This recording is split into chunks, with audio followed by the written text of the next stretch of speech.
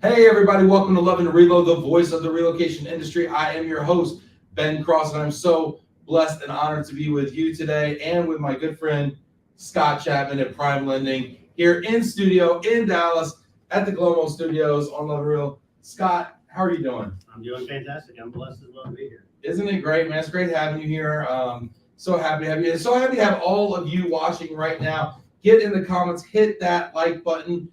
We're going to be talking mortgage. We're going to be talking real estate. The housing market is insane, crazy right now, insane in a far different way than it was 6 months or a year ago, right? We were saying the housing market's insane. It was insane in a way different way than it is now. Most of it's mortgage fault. Just kidding, Scott. Just kidding, Scott. And we know it's not your fault. We do not have Jerome Powell here. We have Scott Chapman here today. But I'm going to be asking Scott, is it the right time for me to buy a house? I hope my wife's not watching. Get in the comments if you've got real estate questions, housing questions, relo stuff. We're going to be talking about all of that, vacation destinations, Baylor football. I mean, everything you might want to know. Get in the comments right now. Scott, when I say the housing market's crazy right now, but it's not crazy in the same way it was 6 months, 12 months ago, how would you characterize this market that we're in right now? So what's interesting is we got away from the pandemic levels of multiple offers, there being 10, 12, 15 offers on each house, but it's actually starting to happen again. It's starting to happen again. It's starting to happen again. And that's the thing. As soon as I say something about the market, right, it's a different market. Yep. Like immediately. Yep. So I've got some interesting numbers that guys got data, people. Let's see. We've rarely required data here on Love and Relo, So at the beginning of February, there was 466,000 single family homes for sale. 466,000 single family homes for sale in the beginning of February 2023. 23 this year, which is 9 days ago, 8 days ago. Correct. Which is the tightest since June of 2022. So at the current pace of home sales, yes, it's saying that National Association of Realtors is reporting that the buyers will buy up every single U.S. home that's currently for sale by June. So what does that tell you? It means inventory is turning, and there's just not enough. There's not enough. It's tight again. It's real tight. So it's real tight. And when we got people checking in here, and get in the comments, I want to know who you are, where you are, what you're seeing from the housing market, because whether or not you're in the relocation industry or you're doing consumer, moves or whatever, you are tied to the housing market. I just had a mover in here today I was talking to, and they were kind of telling me from their side, because they're so closely tied to housing. They were telling me what they're seeing. Get in the comments. I want to know what you're seeing. Ask questions today. We got Southbound Relocation in the house. Our good friend Aaron Flores. He's saying, "What up, Ben and Scott?" What's up? Aaron, the mayor of Dallas, in the house. Unofficial mayor. Aaron, have you ever had any political aspirations? Right. I think he should run on a barbecue platform. Michael Quigley, hello, your friends at Ace Relocation Systems in Florida. Mike's just showing off down there in Florida now. I like how he traded Southern California for Florida, or Northern. Was it Northern California? I think it was Northern California. Jamie Massler, cheers from sunny and chilly Mississippi. All right, Jamie. Look at this. Yes, and Aaron confirmed he is announcing his bid for mayor 2025. You got my vote, bud. Yeah, for real. I'll register to vote in Dallas just for you, buddy.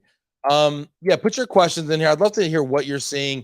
Jamie, Mike Quigley, you're a mover. What are you seeing out there? And is it different in different parts of the country? Because that's something I want to talk about too. But I want to get back to what you just said about the inventory. So the inventory is as tight as it was in the middle of June, which is probably one of the tightest markets it's been.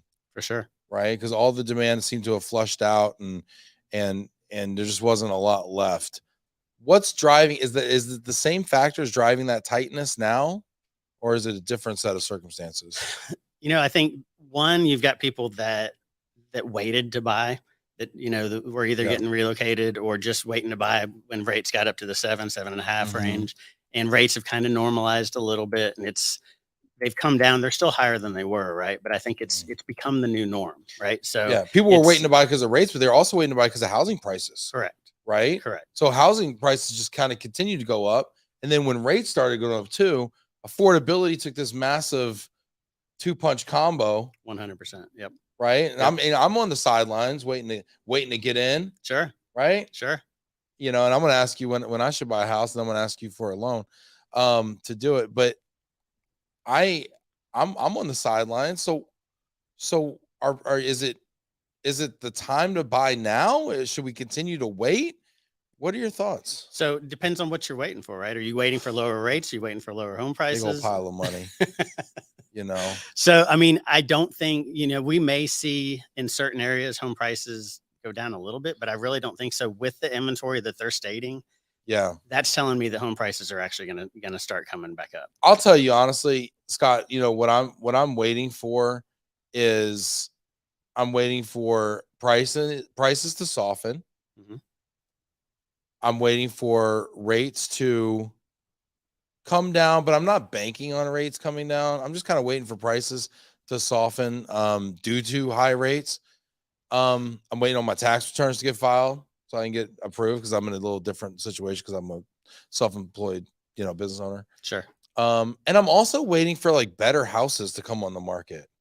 Like I'm looking for a pool. I got, young kids here in Texas, right? So I'm looking for a pool. Gotta have a pool. Right. And so I'm kind of looking for like something to really grab me, because I've got these automated searches, with new houses and stuff. And I'm just not loving, like you talk about tight inventory, right? I'm not loving the inventory. Right.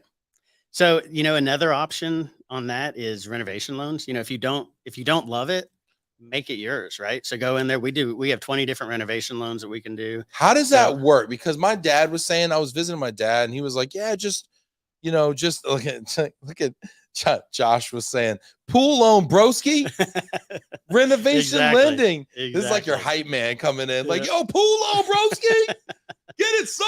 Yeah, 100%. It's so we lend based on the future value. So we get an appraisal based on what the house is going to be after you do the renovation. Really? So you get a $50,000 or $60,000 kitchen renovation. The appraiser is going to go look at that. They're going to look at the bids and look at the future value. So that's what we lend off of that. Yeah, that's what I was worried about, because I was like, yeah, well, I buy that house and I buy it maybe a little less expensive or whatever, but I don't have the cash to fund. No, you don't have to. Wow. Yeah, no, it's the way to go. I mean, you got to think about, there's a lot of dilapidated houses out there that are in good areas. They're just old.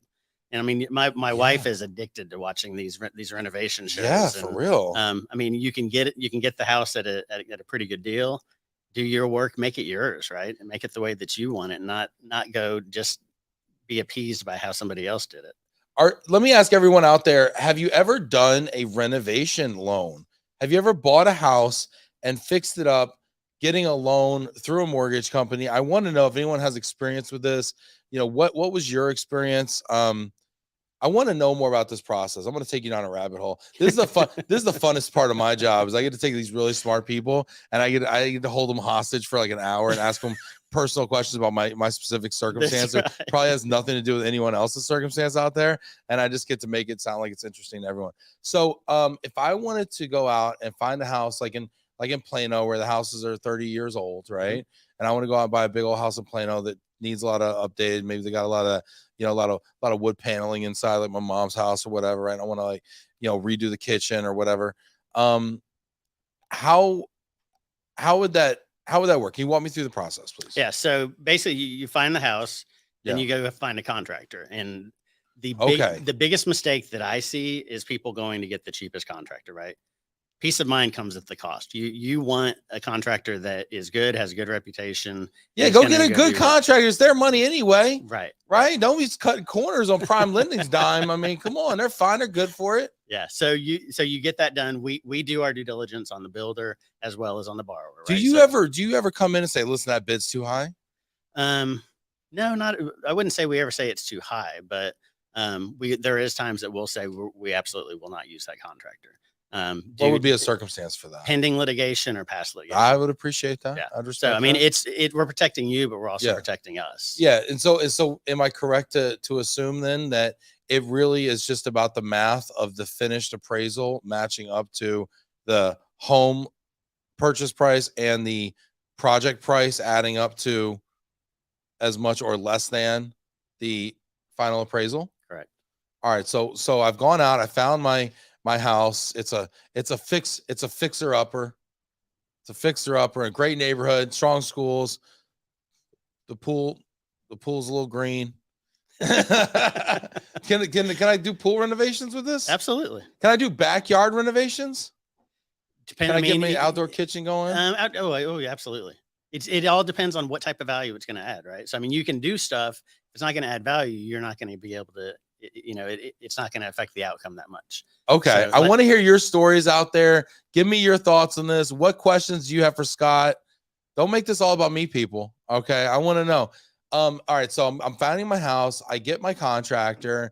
They don't have any pending litigation. He gives me a bid for 100 grand, 200 grand. Sure. I mean, Sure. is there a limit? There is a limit.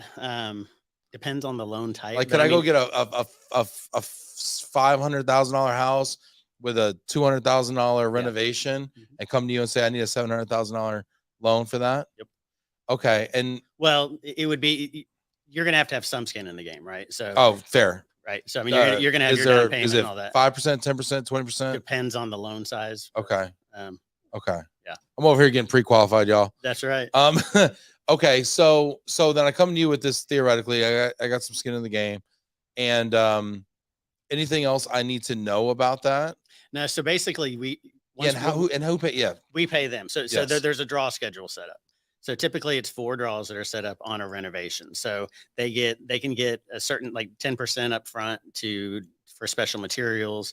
And then there's draws set up after that. So now, does the contractor already like know about these, and do they typically agree to these types of payouts? Yeah. Or are they like, I need 50% up front, 50% when it's done? They understand the whole draw schedule is discussed with them. They actually calculate that. We give them the parameters and they come back and say, we need this and this is what it's for.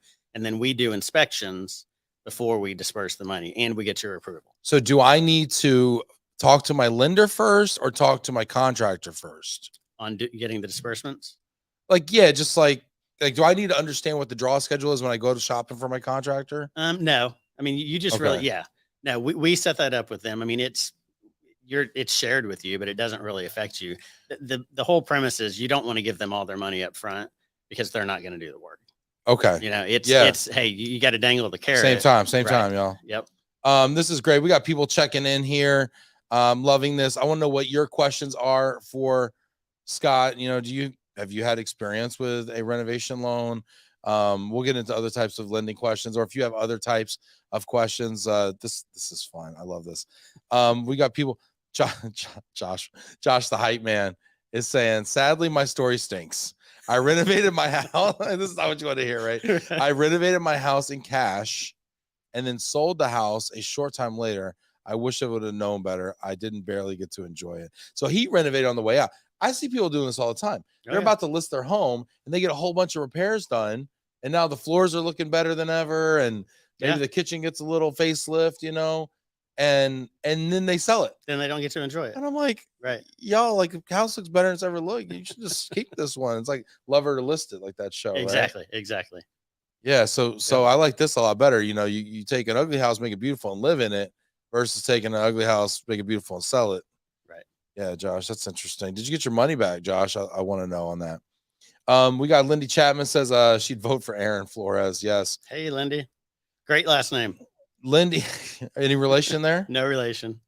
All right. Lindy says, just posted an analysis by Goldman today about the market. Lindy's saying, oh, okay. Feel free to share a link to it, Lindy, in the comments there. Lindy's always got some cogent analysis of the DFW real estate market. She says, in my opinion, it's a sum zero game in DFW if you buy today versus last year. I want to know what that means. You'll pay a higher interest rate, but home prices are lower and fewer multiple offers.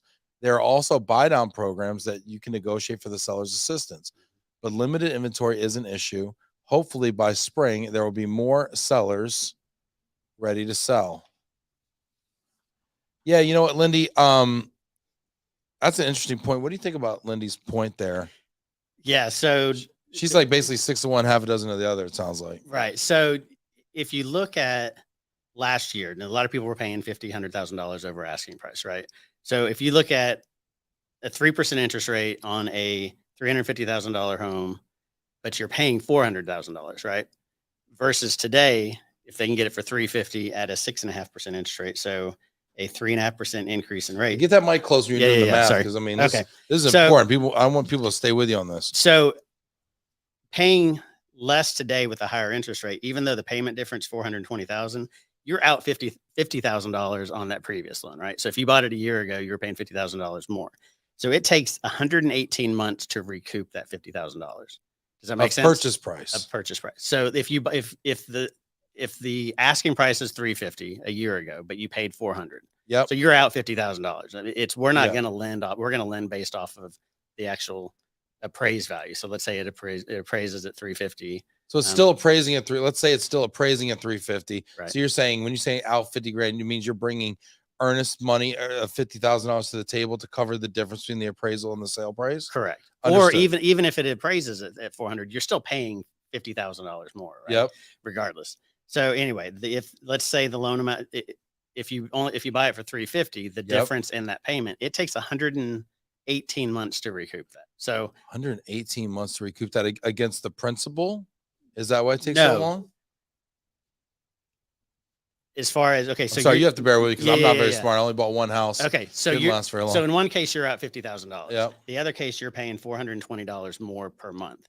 It's going to take 100 and Oh, I see what you're saying. so you're actually a net better. $420 payments to add up to 50,000. Correct. I see. So you're and what are you're the odds netting that you're better. even in that house for 118 Especially, months? correct. Especially Not for me, where I relocation move a borrowers. lot. Yeah. Right. So it's better to buy at the higher interest rate. One, you can refinance down the line. So higher interest rates are better than high home prices, is what you're In saying. my opinion, it is. Yeah. Absolutely. Because you can't ever change what you paid for it. But Yeah. you can change what interest rates you have.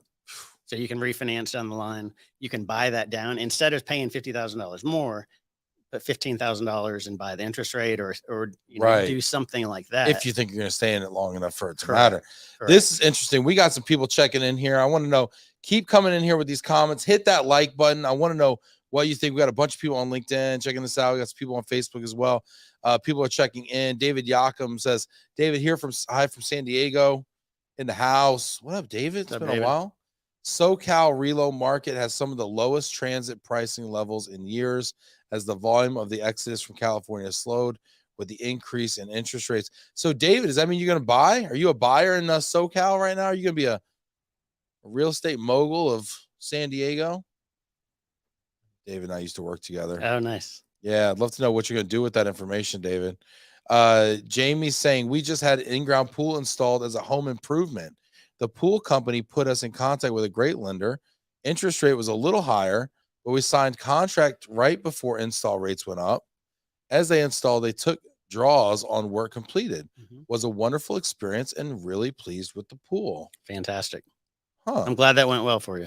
Yeah, that sounds great. So now, can I do these renovation loans like you're talking about for a pool? Absolutely. Because I'll be honest with you, I've been restricting my search to a pool. But the houses without a pool are way nicer. And there's a lot more of them. For sure. And you get to, like I said, you get to make the pool your way. I get to pick the pool. I can have the Right. Scarface pool. It could be great. It's gonna be amazing. Pool party at my house. Yeah, no. So that, I mean, the pools are going for like 120 grand right now. Pools are expensive. So let me ask you that. I mean, this is where the rubber meets the road. On my pre-approval here, Scott. Yeah, I didn't think you were talking about Ben's pool, did you today? I didn't put that in the LinkedIn synopsis, did I? Pool party at Ben's. Pool party at Ben's house. There's gonna be a promo code. It's gonna be awesome. So if a pool's 120 grand right now, Right. And tell me if that number's off. But No, I think I it's was having a beer with a pool sales guy and he was buying. Let's just put it that way. there. You go. And I want to buy a house for, let's go back to this $500,000 house, put a pool in the back. Is a pool adding $120,000 worth of value? In most cases, probably not. Does a pool add any value? Because I've heard from some people that the conventional wisdom that I had always heard was a pool doesn't add value because some people want pools and some people don't want pools. Is that true? No, I mean, it's going to add some value. You're definitely not Thank going to get you. dollar for dollar. Right. It's all going to come down to the comps, right? So if there's comparable houses that are selling with pools, then that's what the appraisers are going to look at. So, I mean, you may know, looking at the home searches that you're looking Yeah. at, are you seeing difference, higher price on the ones that do have a pool versus? I'm glad you asked, Scott. I noticed about $20,000 difference. That is like not any statistic. I don't have a sheet with data on it. You're making I that just up. been looking at a lot of different houses, Right. and it's 20% on what purchase price.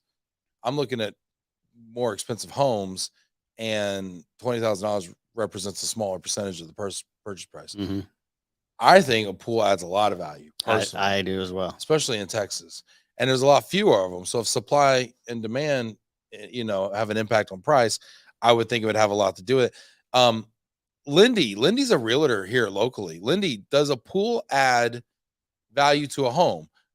Aaron Flores is a realtor here locally. Does a pool add value to a home besides when Aaron is manning the grill at the cookout and pool party at Ben's house? He says he'll be the grill man. Nice.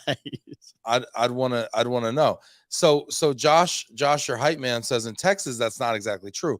A pool in Wisconsin is not the same as a pool in the Sun Belt. Old pools also need money from time to time.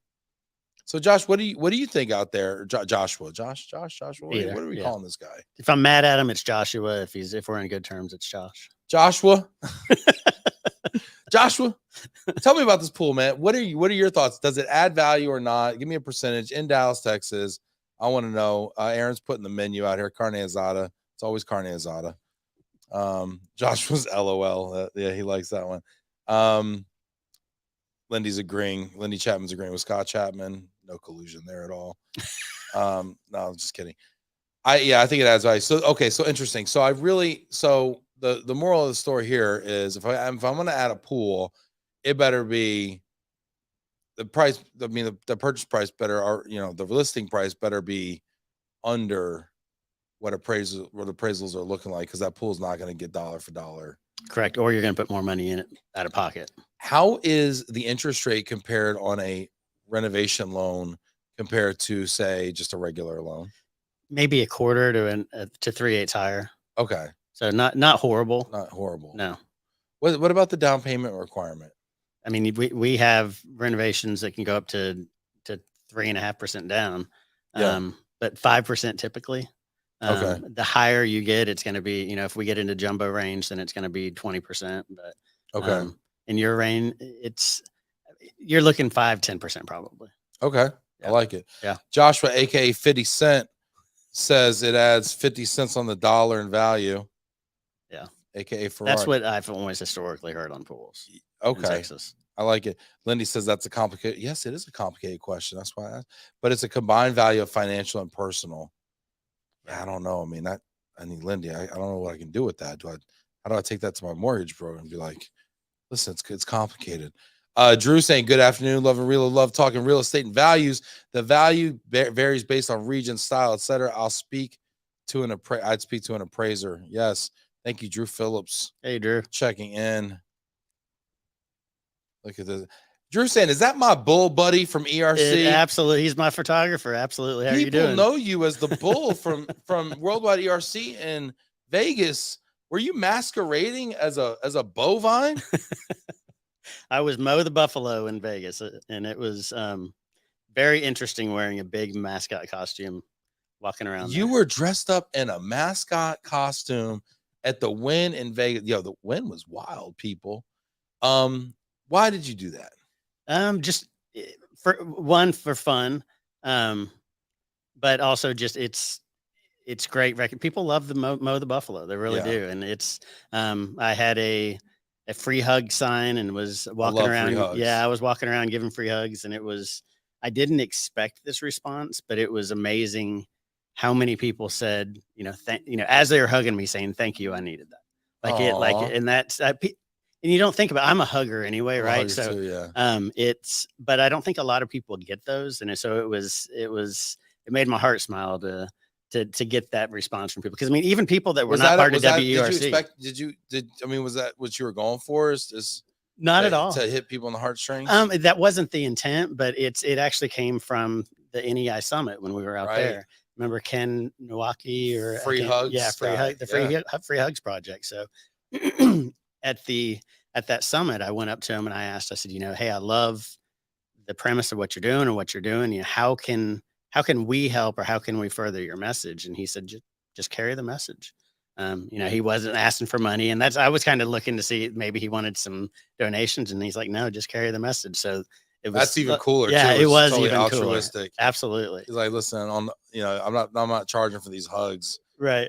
Drew says Mo the Buffalo almost got arrested. The Buffalo. Got to be careful with the haters out there. I did. What happened? You almost got arrested? So I was walking. It was the last day. So every day of the conference, I'd put on the costume in my room, get on the elevator, go down and walk all the way to the conference. Right. And it was a pretty big walk from the elevator. It's a long walk. And you'd get all sorts of responses and a lot of hugs. And the last day at 7:30, I was walking to the charity walk. Yes. And a WIN employee came up and he's like, you got to take that hat off. And I'm like, okay, why? And he's like, well, he said, we got to know who you are and where you are. And I'm like, oh, because there's another 6-foot buffalo walking through here. And he's like, so I took it off and I continued to walk. And then like 10 seconds later, 3 guys came out of nowhere and were like, you need to take that off and keep it off, or we're going to charge you with trespassing. And I'm like, I said, I'm walking to a charity walk. That kind of defeats the purpose, but I get it. They're like, if we let you wear a costume, then other people can wear a costume. And then we got a whole furry convention going on. But it's also like you're not, plus I guarantee you they take a furry convention there. Those people would do anything for money in Vegas, but whatever. I think it's different if you're sitting at the blackjack table, right? Right. Than if you're just like walking around bringing joy to people as part of a conference. Agreed. Like you're also not there like every weekend, like shaking a cup out front, like, hey, quarter for a hug. Right. Right. Yeah. We got Anthony Horton, aka Tony, checking in. Says hashtag Anthony. Not a hugger. Not a Anthony, hugger. what's up, man? Who hurt you, man? How come you're not a hugger, Anthony? No, some people just don't like it. They're like, get out of my space. Well, now that I know that, I'm gonna hug him though. I was thinking the same thing. No, next time we see him, we'll hug him together. Yeah, that's right. Super awkward. He's Canadian though. Maybe it's cultural. It could be, eh? Hey. Love Anthony Horton, but just not in a physical way. That's right. Yeah, that's cool. Anthony, I respect your space. It's fine. We're very inclusive here. This is great. Let me know if you're a hugger out there. Hit that like button if you're a hugger. Hit that inquisitive purple kind of face if you're not a hugger, and hit the applause if you've also almost got arrested. Why not, right? Yeah, that's so cool. I love the fact you're bringing joy to people, and I think that's what we got to do, right? We go to these conferences, and I think a lot of us have fallen into the trap of doing the same thing as everybody else, right? You get your trade show booth. It used to be you print out your flyers, right? You'd bring your bag of tchotchkes, right? Your stress balls, right? And you'd sit there and you'd like bemoan the fact that nobody's stopping by your booth, right? And then you'd go home with half a box of tchotchkes and half as many business cards as you wish you had. Sure. And I love what you're doing out there, and I try to do it too. It's like, let's do something different, right? Let's engage with people in a different way. For sure. At the end of the day, I mean, mortgages are kind of commoditized. Moves, there's a lot of sameness in the moving industry. That's what I used to sell. And actually it was Jack Jampel. Shout out to Jack Jampel. Tag Jack Jampel in the comments if you would right now. Please. Because Jack told me, he said, people aren't buying your product, they're buying you. 100%. They want to buy from you. They trust you. They believe you when you say you're going to do something. If something goes sideways, you fix it. And that's really where my connection is, Do you think that applies to mortgage? 100%. It's because it is truly commoditized. I mean, I say, what's your rate? And you're talking to me in hard percentages, and like, sure. I could go to the same person over here and say the same things, and then get it on a spreadsheet and say, honey, I think we're gonna save $50 a month going this way. So what role does relationship actually have to play there? So I mean, we're all doing the same thing, like you said, but it is about customer service. It's about listening. It's about also educating. So, I mean, a lot of people, like the first thing you just said is, what's the rate? That's the very first question that everybody asks, right? Because that's all they know, that they're supposed to ask questions, and they're supposed to try to barter, but then that's the only thing that they know to ask. But there's a lot to it where, if if somebody is going to relocate every 3 or 5 years, then maybe a 30-year fix doesn't make sense, but you've got to dig into that. You've got to ask the right questions, and you've got to find out what their needs, their desires, and their wants are, and what their future looks like to truly be a financial planner, not just an order taker. And hey, here's the 30-year fix. Here's your only option. Yeah, I love talking about those. I love talking. Yeah, so I agree, and I love talking about the fix versus the other alternatives here. And we got Aaron saying it's pro bear hugger, pro tennis lessons. Got a lot of hashtags Aaron does. Drew saying Lindy Chapman, date the rate, marry the price. Yep. Drew's got all the catchphrases, man. Look at you. That's right. When we went through the 08, which started in 06 in Florida where I was living at the time, we went through all the kind of the crash stuff that was going on. It feels like in a lot of ways haven't recovered from that because we still have the trauma of that and some of our decision making. I know my generation, home ownership was the philosophy around home ownership and the confidence in it as being the pathway to wealth building and the American dream, as it had always been in our country. That idea was really shaken by 08 and people being upside down, and getting foreclosed on and all sorts of stuff, right? And that happened when I was 24, 25, 26, whatever, and that stuck with me. I didn't buy a house till I was 34 years old, and I was making good money, but I was also moving around quite a bit. And one of the things that really got people back then were these adjustable rates, right? These ARMs, I think they're called, right? And so one of the things I took away from that was ARMs are bad, right? And one of the things you said, I want to ask you about, because you talk about, fix, maybe a fix isn't right for you. And you're like the third person that said that to me in like the last 6 months. Are ARMs back, and are they a responsible decision for somebody? And in what case? They are absolutely a responsible decision if the timing is right. Right now, we were in an inverted yield curve, meaning that Anthony Horton loves inverted yield curves. But Anthony, if you're still watching, he is the inverted yield curve of the relocation industry. So it's short-term rates are actually higher than long-term rates. So ARMs don't make sense in a lot of cases right now. Okay. There are a couple ARM products where it does, but when did that flip out? When did that happen where they stopped making sense? So when the Fed starts raising interest rates, that's when the inverted yield curve starts. Okay. Because they know that rates are going to, that they're going up and that eventually they'll come back down. So the short term is more appealing. Or I'm sorry. Yeah, it's the short term actually has a higher yield than, because they know they're gonna be paid off sooner.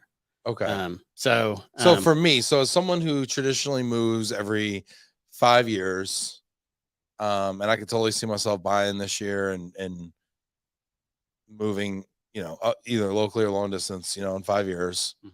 What would you recommend for me for a strategy like that? Right now, if we're doing renovation, it'd have to be fixed. Yeah. Let's assume we're not. Let's assume I find that house with a pool and maybe it's like $1 million. Right. I'm feeling crazy. I'm feeling wow. Let's go. Sure. Is there an option out there like an ARM that makes sense or still no? Right now, probably not. No. No. I mean, maybe buy the rate down a little bit, but if you're only going to be there 5 or 6 years, probably not. Just take it like a man. Yep. I got you. Anthony saying music to my ears. He loves the inverted yield curve. The inverted yield curve lives. Hopefully not for long though. He says. Hopefully not for long.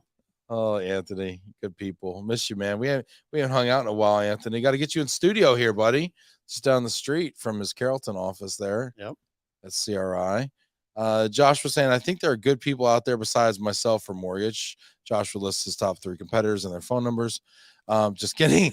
But you have to find them. That is not a call to action. Once you find a good doctor, mechanic, a good agent, or a great mortgage person, it makes sense to keep them. Yeah, very cool. Good stuff. I want to have some fun here. Scott, I got to know you over the last year, I guess. Sure. Better. And you're a lot of fun. Well, appreciate it. You are as You're well. a good guy. Good guy. In fact, everybody, check this out. This guy, let me tell you about this guy. This guy right here. This guy brought me custom coasters today. I don't know if you can get this here. Oh, look at Adam. Adam might actually make this happen. Can you see these coasters here? Can we get it? Can we get in on this? I don't know. He got me one. It's a cross family crest, and he made one that's a Love and Relo coaster, which is actually not licensed merchandise, by the way. Our wind bodyguards are going to come confiscate that. No, you can find those on the website. All proceeds benefit Move for Hunger. Just kidding. But no, I mean, what a guy. And then, yeah, it gives the best gifts. You know, sent me for Christmas, sent me a throw. I want to say a rug. It's not a throw rug. It's Right, a blanket. Blanket. Yeah. Blanket. And then just anyway, just super great. Super great. I want to play some games here. I want to have some fun. Want to have a little fun with me? Absolutely. All right, let's have a little fun here. Because you actually just got back from a fun event yesterday, didn't you? I Want to did. tell people what you were doing yesterday? Yep. I got to do the coin toss for the opening match at the Dallas Open. Tell people what the Dallas Open is. Open is a professional tennis tournament. It's like the U.S. Open, but Dallas. Right. Yeah. So yeah, I got to go out there and do the coin toss, and of course I flipped it over my shoulder, hit it with my foot, and then knocked it back over, did a flip, and then let it drop. So, no, He's doing trick tosses out there. They might bring them back next year. you'd be surprised how many people ask me, like, "Have you been practicing your flip?" And I asked them that too. Well, there's a lot riding on the coin flip, isn't there? Oh, absolutely. And if you screw it up, you're gonna end up on Sports Center. Like you legit, like honestly, the Dallas Open may or may not make the top 10, but you legit could be on the bottom 10 sports moments for the week if you blow this coin flip. But when else could you be on Sports Center, right? You should almost blow it on purpose. You should have totally mucked it up on purpose. Like imagine that. I could have been wearing a Love and Relo shirt. You could have been wearing definitely not a PrimeLending shirt though. If you're gonna pull that stunt, That's right. definitely not a PrimeLending shirt. Yeah, definitely a Love and Relo shirt for that. So that was cool. So you flipped the coin. Yep. So what happens with the coin flip for tennis? So it's sides. So like, yeah, who gets to it's kick off? they choose who gets to serve first. So and I learned this yesterday. The lower seeded or the better player of the two walks out first, and they get to pick which side of the court that they're on, which I didn't know. Oh, I'd almost think the worst player gets to pick. Yeah, no. So and then they pick that, and then the coin flip depends on who's going to serve. Okay, so it's almost like the best player has home field advantage. Like they get to pick the side of the court. Okay, and then but they switch anyway every odd number every three games. Yeah, 3 games. I don't even know game sets. Game sets both. Yeah.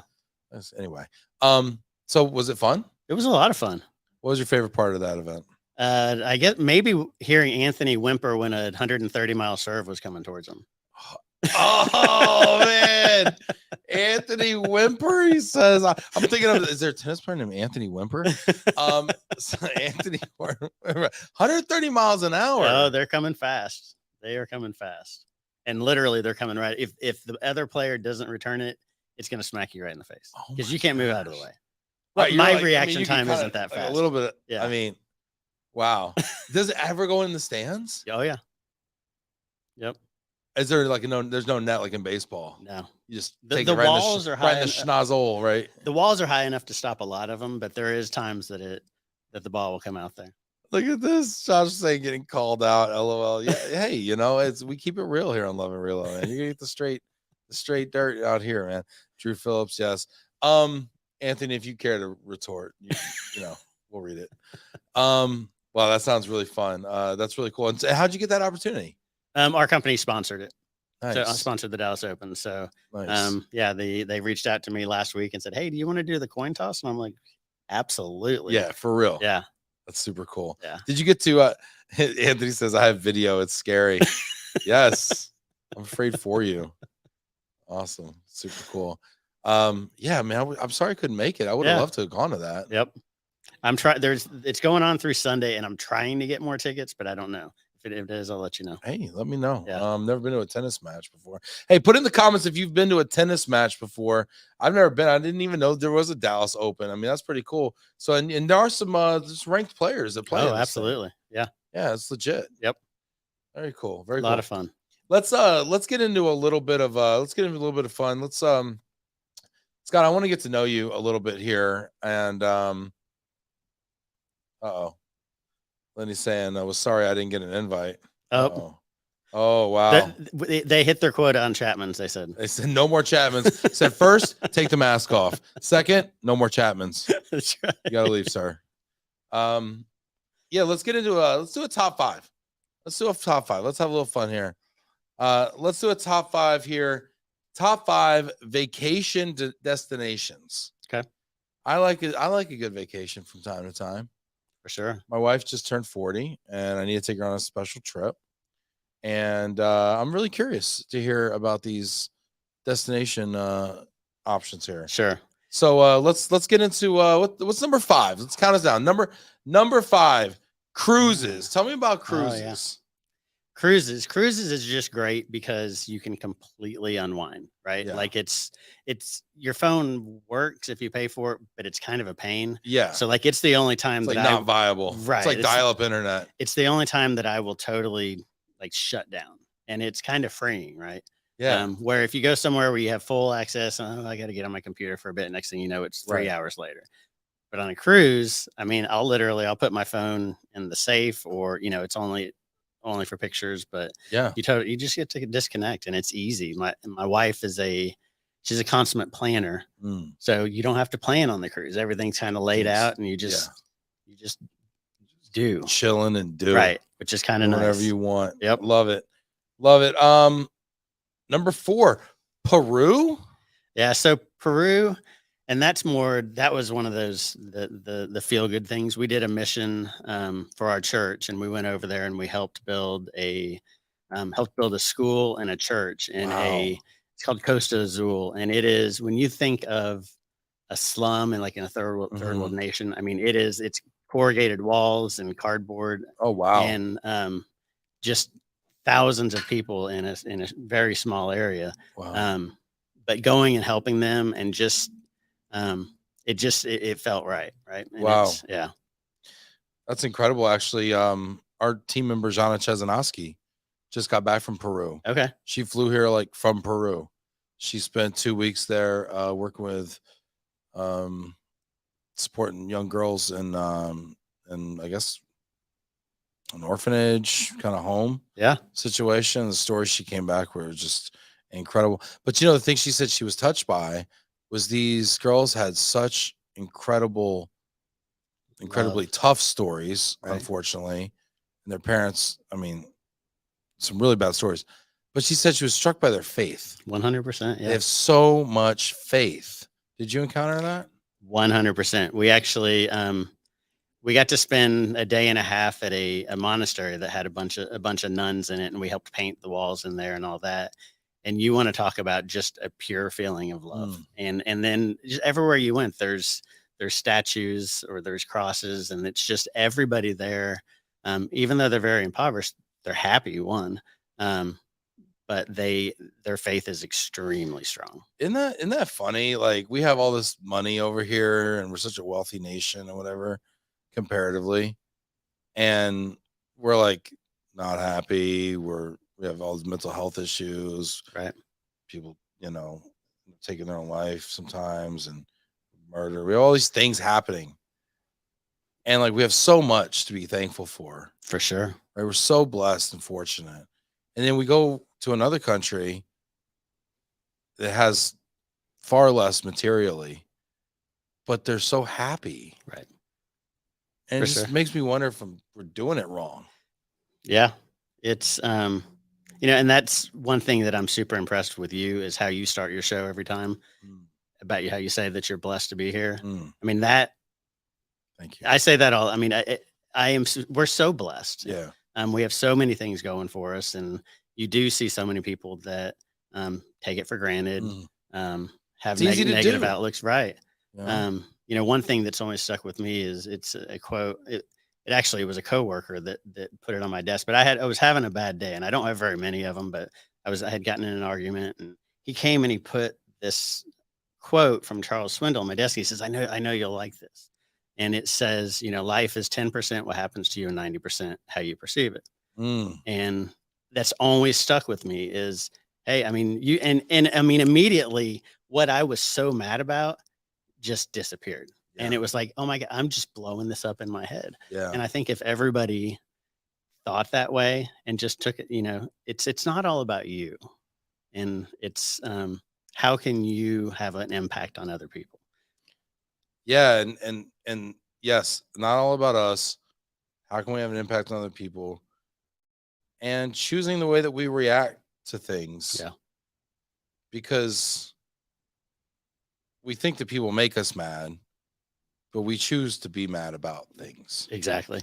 That's not their intent. Yeah. In most cases, I think maybe some. Frankly, they don't necessarily care nearly as much about how we take it as we do. Right. Like we're all like, my dad used to say, because my dad was he was a minister at one point, street mission stuff, but he also did a family counselor, stuff like that. And he said, holding a grudge is like putting a gun to your own head and say, stop or I'll shoot. Mm-hmm. It's like you're mad about it and you're beating yourself, and you're like using yourself as a hostage, right, in a situation this other person doesn't even care, right, and so you're the only one suffering here. That's exactly right. And you're trying to get their attention by beating yourself up about it. Yep. So we do have to choose our, and that's such good counsel for me, such a good word for me, because I'm like that, just probably like a lot of other people are, right? You get mad about things. I get mad about things. I try not to, but I do, Sure. And anyway, that's good. That's good stuff. Yeah. Peru, man. Woo, Peru. Yeah. Number 3. Oh, let me one more thing that's cool about Peru. Tell me about Peru. You can't really tell on the camera, but I am not a tall man. In Peru, I am a tall man. Oh, man. That was the first thing I noticed when we got out at the airport. I started looking around and I knocked both of my sons. And I'm like, take a look around. And it's like, we can see the top of people's heads. And who's it's like, this giant this that is just got off the plane? No, I wasn't a giant, but I was taller than most of them. Oh, that's great. Yeah. Aaron's chiming in saying Peruvian ceviche is the best. Yeah. Yeah. How is it different from other ceviche? I don't know. Aaron, I need more details. I did eat There's a lot of shrimp in Peru. I know that. A gerbil. That's a delicacy over there. I wouldn't recommend it. I did. Yeah. No, cuy. Oh, yeah. Yeah, because Jana came back talking about the guinea pigs. Yeah, guinea pigs. That's what it was. Guinea pigs, cuy. Yeah. Yeah. And she said that they serve it whole with like their legs out and like looking up at you like this. Yeah, it's like I'm here. I might as well, right? But I would not do it again. Has anyone out there eaten? What's the craziest thing you've ever eaten? What's crazy? Put it in the comments. I want to know, what is the craziest thing you've ever eaten? We might have a prize for the best answer here. I don't know what it is. It might be a custom coaster. There you go. We'll have a prize for the best answer. What is the craziest thing you've ever eaten, U.S., abroad, anywhere? I want to know. Right now, Aaron's winning with Peruvian ceviche, but I'm sure we could do better. Scott's over here with guinea pigs. Let me know. I want to know. Get in the comments here. Oh, good stuff. Adam, our producer, what's the craziest thing you've ever eaten? Frog. There you go. Frog's decent. Decent. Oh, look at this. Anthony, good one. Anthony saying craziest thing he's eaten is balut. You know what that is? Balut. Keep me honest, Anthony, but I'm pretty sure this is the Filipino delicacy of a germinated chicken egg, with the baby the embryo inside. Oh, it's like partially it's like formed. It's in the egg. It hasn't hatched yet, but it's like it does have like almost like some feather action going on, and it's a thing. Huh. And then Joshua says, "Gross, man." See, Josh, you over here being too judgmental, man. Being too judgmental. All right, Anthony, you might win the prize. Yeah, that is the one. Yeah. Did you? And you're supposed to like suck the. Anyway. All right. Moving on. It's a family show. Anthony, it's a family show. That's my line. I love that. All right, kids, keep it moving. Steamboat Springs, Colorado. Yeah. Really anywhere in Colorado, but Steamboat's on my mind just because we're going to go skiing here in March. But it's Colorado. I love being outside and I love trying to be active. And Colorado, you can go be, right? Yeah. And I don't know if it's because I'm getting older and grumpier, but I can Texas's summers are killing me. Oh, so they're rough. Colorado is definitely going to be where we retire. I love it. Colorado does have a serenity to it and just those vistas. Yeah, I've been to is it Steamboat Springs or Estes Park. You know, it's just that area. Yeah, that's great. Yeah. Nice one. Number 2. Maui. Maui. Yeah. We took our kids there probably 5 or 6 years ago. Just beautiful. I mean, it's the first day we were there. We went out to the beach and the boys were throwing the football, and one of them jumps back and catches it, and he lands on top of a sea turtle. I think those are protected. He didn't I hurt think it. he might have just committed a felony. Like I said, Chapmans are small in stature, so he did not hurt it delicately upon a sea turtle. Oh my gosh, it was probably nesting their eggs in the, and then he ate the egg that was partially That's germinated. right. No, I'm just kidding. Number 1, Alaska. Yeah. So definitely that had always been a bucket list. So me and my brother, my cousin, and then one of my best friends from college went and did a fishing trip in Alaska. And the highlight was we were in kind of this bay, and I'm catching a king salmon, which if you've never caught one, it's amazing. There's eagles flying above, and there's a whale breaching over to my right. Gosh. And it's just like, you just look around and it's like, it doesn't get any better. Did you eat that salmon? Oh, absolutely. Oh, we left with, I think, 80 pounds of salmon each. So there was 4 of us. I mean, it was. How did you get it home? Did you get? They ship it to you. They ship it with you. Like it's your luggage. You pay like dry, like ice or whatever. Correct.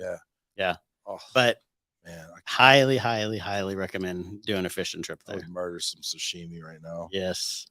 Oh man, that sounds amazing. I'm getting a mountain vibe. I'm getting a lot of that right now. I'm getting an outdoorsy vibe kind of too. Yep. All right. Yep. Serenity vibe. Very cool. Let me know your favorite vacation destination. We know Anthony's the Philippines. Manila, big shout out to Manila. We might actually hire a Philippines person for our team, actually. For no reason at all. Really okay, mostly the food, the culinary. Oh, there you go. No, because we want to have Asia coverage, right? Okay. We're actually doing a lot more, doing more placements and more recruiting in Asia and other kinds of things. It gives us kind of a 24/5 approach, 24 hours a day, kind of follow the sun model. Really, lower cost too, so for back office and everything. Just great people over there too. Oh, absolutely. Amazing English skills too. So yeah, I think you're gonna see more of it happening. A lot of VAs and stuff. Marilee Bratt, yes, Alaska's great. Definitely go fishing there. Love all the wildlife. Marilee sings New Zealand. Yeah, that's on the bucket list too. Yeah, Marilee was on Tuesday with us. New Zealand.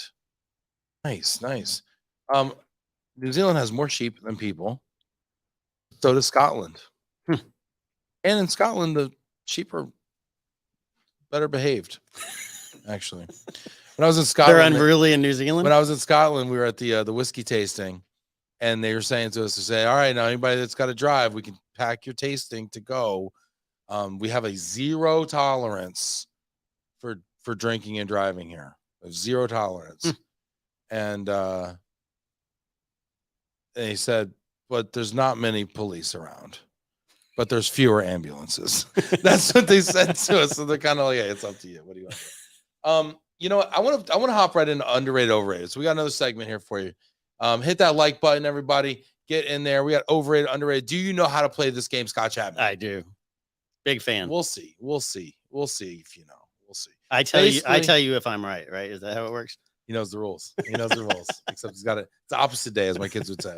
My 4-year-old say something really messed up to me. Say, but it's opposite day, Dad. I hate you, but it's opposite day. So you got that going for you.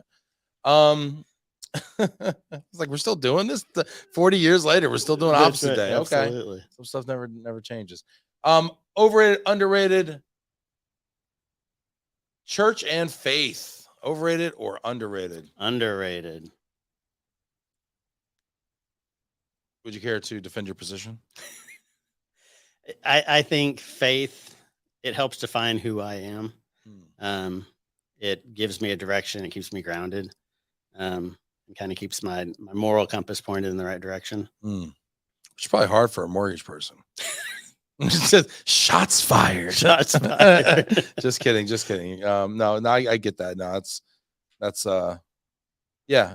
I think purpose too. I think with faith comes purpose. And I think if you have, I'm going to tie back into work, but yeah, I think it's important to have purpose in like what you do. And like, so if you can find a way to kind of combine your personal purpose and mission and values with your work, and I think you do that kind of like, you can do it in little ways. Like you don't have to like work in the ministry to have like purpose in your job. Like, No. You bless people with like cool, like thoughtful stuff like this, or giving out hugs, or, you know what I mean? Like just in the way you do your business, For sure. you can find purpose in it, And so I think that I would challenge everybody out there to kind of find a way to infuse what you do with purpose. We're fortunate. We're in an industry that serves people already, during a hard part of their life. So I think it's kind of an easy bridge there. Yeah.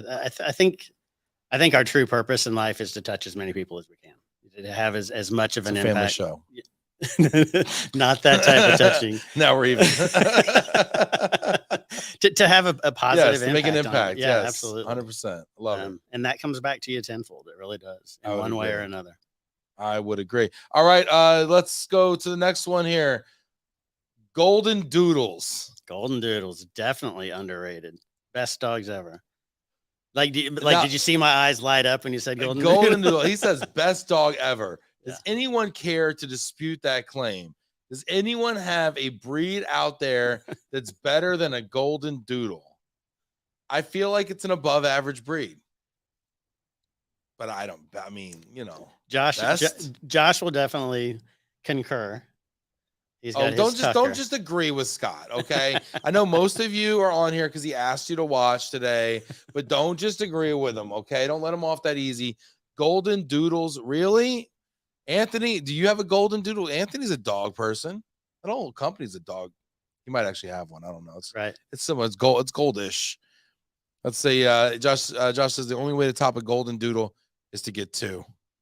That's what. That's you got two. Mm-hmm. He would agree. The only way to top two is to get three. I mean, come on, people. This is what we're doing right now. Josh says he had his doodle before Scott. He did have a doodle before. Oh, we got a Dachshund lover. Dachshund, yeah, good dog. Yeah, fine. I don't know, Judy. I'm not gonna put it above a Golden Doodle. Yeah, they're cute though. Yeah, they're cute. I like their body. It's like two separate dogs, kind of like put together. It's like I'm not sure if the front talks to the back. Like they kind of move kind of squirrely. Up Marilee, dispute this. Mini Dachshund all the way. I thought they were all mini. Yeah. Is there a mini version? I mean, how is that a teacup Dachshund? Right. What are we dealing with here, Marilee? I need more information. Please link it. Next, overrated, underrated. Wearing a Buffalo mascot costume at ERC in Vegas. It depends on who you ask. It depends on who you ask. Steve Wynn would say overrated. Yes. You know what? No, scratch that. That's too easy. Next one. AirPods, overrated or underrated? Underrated. I think. Does anyone disagree with Scott? Are AirPods overrated? Does anyone believe that? Get in the comments. I want to know. Why do you think they're underrated, Scott? I would have said overrated until Josh bought me a pair a couple Christmases ago. And I made fun of my son because he'd be walking around with them in his you're ear like, come on, right? It's like, come on, can't you put your look phone so away? ridiculous, right? Don't participate in dinner. No devices at the dinner table. Yep. And then Josh gave him to me, and I was like, cool. And then I put him in, and I'm like, I get it. Yeah, and I will go further and say the best AirPods are ones that other people buy you. Okay, because Scott gave me a pair of AirPods. I think I won a drawing at Worldwide ERC, and I got a pair of AirPods, which I also thought were overrated. Yeah, because I'll be honest with you, when they first came out, they were like, $250 or 300, whatever they were, and I got like the knockoff ones. Right, and I went through like 2 or 3 pairs of knockoff wireless ones. Yeah, because you can get them for like $15-20 on Amazon or whatever. Maybe I might even spend $40. And the sound quality of my voice was bad. they didn't have that noise canceling feature that the ones you gave me had. Like there's a few things like they didn't maybe connect as well. They were a little tinny on the speaker. A lot of stuff was just kind of like meh, you know? Right. And then, you know, you always lose one or something. And I was like, yeah, whatever. And you gave me a pair. I'm like, I don't know. And then I put them in and boom. First of all, the noise canceling is the first thing you notice. Right. He's like, ooh. Yeah. You realize how loud the ambient noise is. For sure. So boom, noise canceling is one. Then the sound quality when you're talking is actually pretty decent. So that was 2. Yep. But I got to be honest with you. I don't use them anymore. Really? Yeah. Because I lost the case. I know. I didn't lose the left or the right like normal. I actually have them both loose sitting on my dresser. I lost the case. And now I find like backup cases, but they're for like previous models. Mm-hmm. And so I'm caseless in McKinney. So maybe come on, if you have an extra case, yeah, if you got well, what model were they? AirPod. They were the most recent, the AirPod Pro 2, I think. Pro 2?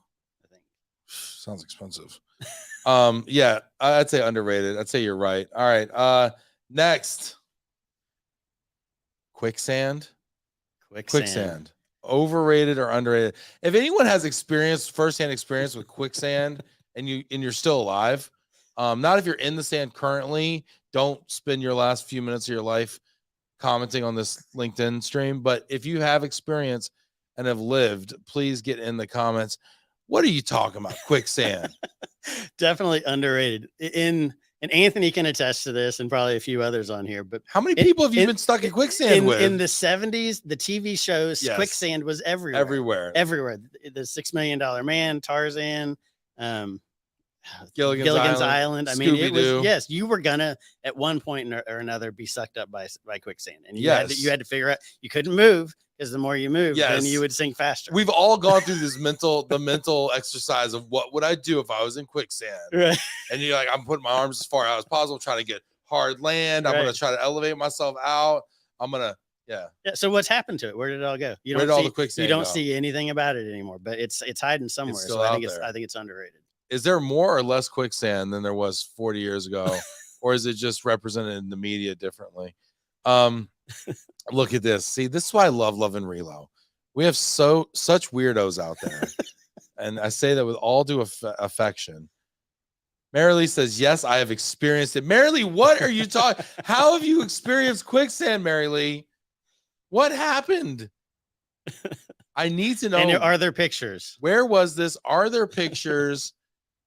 Is there a family member that didn't make it? Like, I need to know.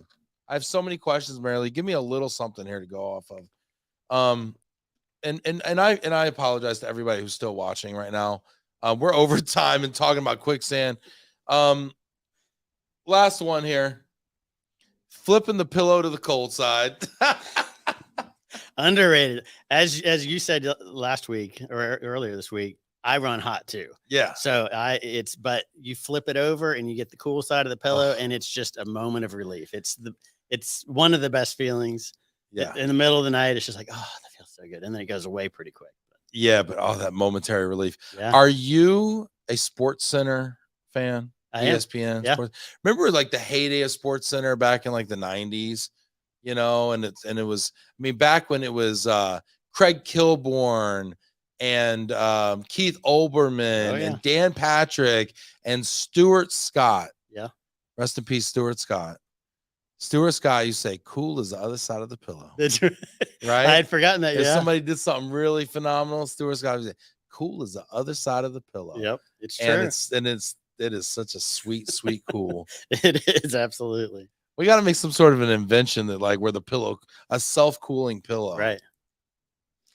I have bought pillows that say that they're like, they've got a cool gel. It doesn't. I mean, it's the same. I mean, it doesn't cool have for like a nuclear fission reactor inside of it to cool self-cool. Okay. Yeah, I'm starting to flirt with this idea of selling on Amazon. And so you want to like find a product that's expensive but not too big. Pillow's kind of borderline, but also that you can innovate and improve on. Mm-hmm. I feel like there might be something there. There may be something there. Tie it in with quicksand and you're golden. Yeah. It'll save you from quicksand. an And keep your head cool. anti-quicksand cool pillow. Marilee says in Saudi Arabia she found. Oh, wow. Is it prevalent down there? Is there a lot of it? Is this something you're coached on as a child to avoid? Right. We're all Gilligan's Islands shot in Saudi Arabia. I mean, is the film industry just going bonkers back in the 80s? Right. This is great. Speaking of which, we got Barcelona checking in here. Enrique. Hey, Enrique. Barcelona. It's good to see you, buddy. This has been way more fun than mortgage is intended to be. For sure. Scott Chapman from PrimeLending. It's been a real honor having you in here. Want to see if you do you have a final word you want to share maybe with folks who've tuned in, made it this far? Yeah, no, just thanks for tuning in. Thanks for having me on. Of course. Appreciate it. And then always feel free to reach out if you have any questions. Advice is free. And I'm here to help. Advice is free. Anytime somebody gives you free advice, either don't take it or be wary what they're going to charge it for. Okay. And I may hug you. He may hug you. Maybe that's where he makes his money on the hugs. Just kidding. No, Scott's a great resource for this. I may take you up on one of those renovation loans. For sure. You might be buying my pool. There you go. Hope you're comfortable with that. Anyway, thanks everybody for being here. Next week we are going to be in Toronto. That's one. Hey, that one's for you, Anthony Horton. We're going to be in Toronto next week. On Monday, we're going to be with AMJ Campbell, one of the best moving companies in Canada. Also, on Tuesday, we're going to be at Trowbridge, which is a tax firm up there in Toronto. And on Thursday, we are going to be with the IAM folks, Chuck White and Brian Liparopoulos, on site in Toronto at the Conference Hotel for the IAM convention in October, and we're going to be giving you an exclusive behind-the-scenes look at that conference and the planning process and what you can have to look forward to at the IAM conference. So we're going to be on the road in Toronto, so don't send me an email, but do tune in. I can't wait to see y'all on the show, and thanks everybody for tuning in. Hit that like button. Send a little love out to Scott here. Take care, y'all. Thanks, everybody.